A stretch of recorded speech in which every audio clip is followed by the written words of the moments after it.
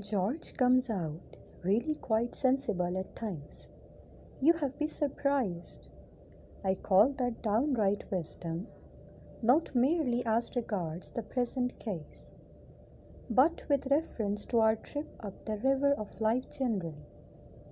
How many people on the voyage load up the boat till it is in danger of swamping with a store of foolish things which they think essential to the pleasure and comfort of the trip, but which are really only useless lumber.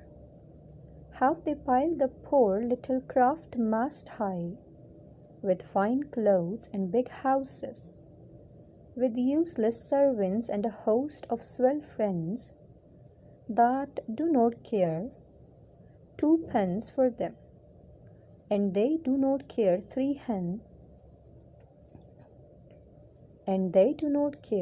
halfpence for, with expensive entertainments that nobody enjoys, with formalities and fashions, with pretence and ostentations, and with heaviest, maddest lumber of all, the dread of what will my neighbor think, with luxuries that only cloy, with players that bore, with empty show that, like the criminal's iron crown of yore, makes to bleed and swan the aching head that wears it.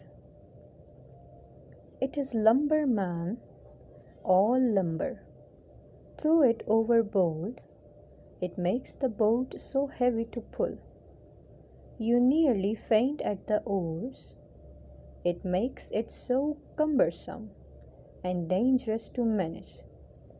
You never know a moment's freedom from anxiety and care, never again a moment's rest for dreamy laziness.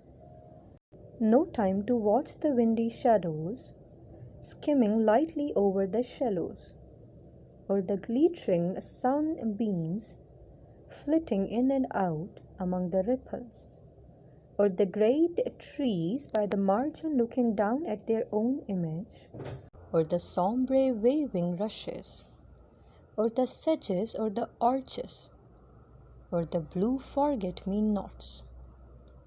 Throw the lumber over, man, let your boat of life be light, packed with only what you need, a homely home and simple pleasures, one or two friends worth the name, someone to love and someone to love you, a cat, a dog, and a pipe or two,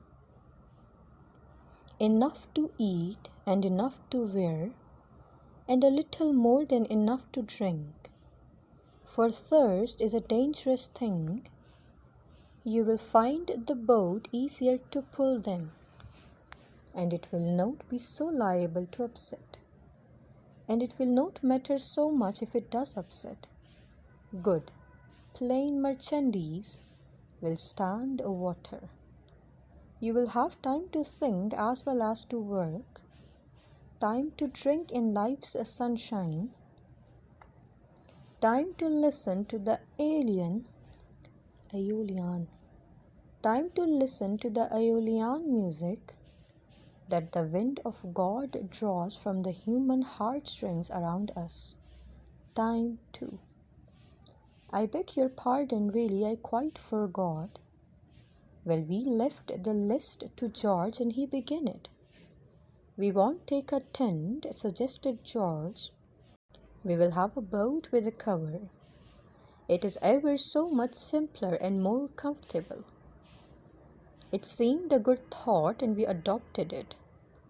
I do not know whether you have ever seen the thing I mean. You fix iron hoops up over the boat and stretch a huge canvas over them, and fasten it down all around from stem to stern. And it converts the boat into a sort of little house, and it is beautifully cozy. Though a trifle stuffy, but there, everything has its drawbacks. As the man said when his mother-in-law died, and they came down upon him for the funeral expenses.